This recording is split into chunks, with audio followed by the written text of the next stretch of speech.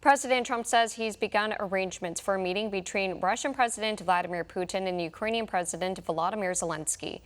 Trump said he called Putin after his meeting with Zelensky Monday, adding a location is being determined. Trump says after that meeting, there will be a trilateral with the two presidents plus himself.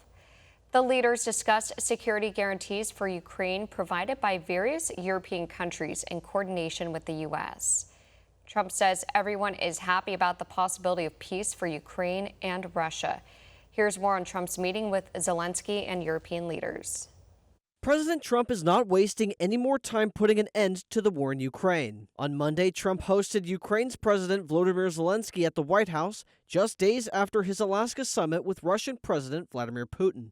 President Trump stressed both Putin and Zelensky want peace. He reportedly said in a hot mic that Putin wants to make a deal for him. Trump also said he wants to see the bloodshed end in a war he adopted from the Biden administration. People are being killed and we want to stop that. So I would not say it's the end of the road. No, I think we have a good chance of doing it.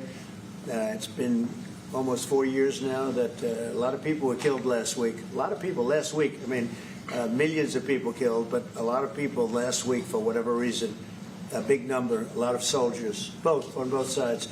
And I know the president, I know myself, and I believe Vladimir Putin wants to see it ended. For his part, Zelensky approached meeting Trump with a more grateful approach rather than an adversarial one like his first visit to the White House. Thank you very much for your efforts, personal efforts to stop killings and stop this war. Thank you. And using this opportunity, many thanks to your wife, First Lady of the United States. She sent a letter to Putin about our children, adopted children, and my wife, First Lady of Ukraine. She gave the letter. It's not to you, to your wife. However, he did express skepticism in Russia's territorial concessions terms for peace. He warns Putin might not give Ukraine an acceptable area of land. He also warns Russia has offered similar concessions in prior skirmishes, but failed to follow through with their flowery promises. And to do so, he'd have to unsuspend democracy and let his citizens vote on the concessions, which he says have to be to his liking for him to do that. We are open for election, yes. We have to do safety circumstances, and a little bit we need to work in the parliament, because during the war you can't have elections, but we can do security. We need, we need a truth, yes, everywhere, in the battlefield, in the sky, in the sea, yeah, to make possible for people to do democratic, open, legal elections. Mainstream pundits are expressing skepticism in President Trump's stance on peace in Ukraine. Trump admitted Russia and Ukraine might not be able to come to terms on a ceasefire deal, lamenting both will likely keep on fighting until a permanent peace deal is inked.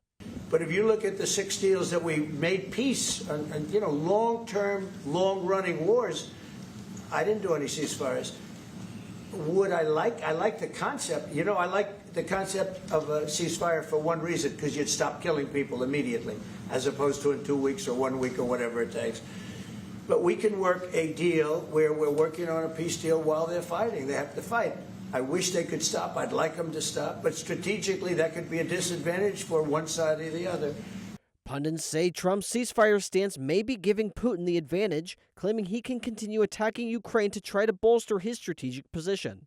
However, President Trump hinted American troops could be sent to Ukraine to help reinforce the peace process. There'll be a lot of help. When it comes to security, there's going to be a lot of help. It's going to be good. They are first line of defense because they're there. They're Europe. But we're going to help them out also. We'll be involved. Trump later met with a delegation of other Ukrainian officials and then a group of Europe's leaders. The heads of the EU, NATO, UK, France, Germany, and Italy also took part in peace talks with Trump. NATO Secretary Mark Rutte touted Trump's ability to speak with both Putin and Zelensky. He pointed out no other leader has been able to break through to both leaders to begin peace talks. I really want to thank you, President of the United States, dear Donald, for the fact that you, as I said before, broke the deadlock. Basically with President Putin by starting that dialogue. And I think it was in February that you had the first phone call, and from there we are now where we are today. And that is, I think, if we play this well, we could end this. And we have to end this. We have to stop the killing, we have to stop the destruction of Ukraine's infrastructure. It is a terrible war, so I'm really excited. French President Emmanuel Macron echoed the general sentiment that all leaders at the meeting want peace, and he hopes President Trump can get the ball moving forward on peace and get a trilateral meeting with Trump, Putin, and Zelensky. I just have to say here, everybody around this table is in favor of peace.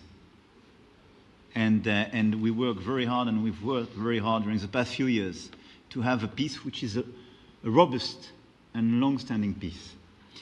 This is why the idea of a trilateral meeting is very important, because this is the only way to fix it. Rumblings say White House officials are working with their European counterparts on what security guarantees Trump can push for. Reports say Trump's stance will be similar to how he's dealing with NATO, suggesting America will send weapons and war planners to help NATO allies keep peace in Ukraine and the rest of the continent. However, America will not be the only country working toward peace, and Europe will have to make immense contributions to these peacekeeping efforts. For all our viewers asking where One America News is heading in the future, we would like to introduce you to OAN Live. OAN Live is the best way to stay up to date on all of the hard-hitting, straight-shooting, national and international headlines.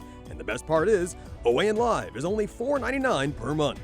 All the credible, honest, unbiased reporting One America News offers at a fraction of the cost of cable. Just go to OANN.com to easily sign up for OAN Live and stay informed.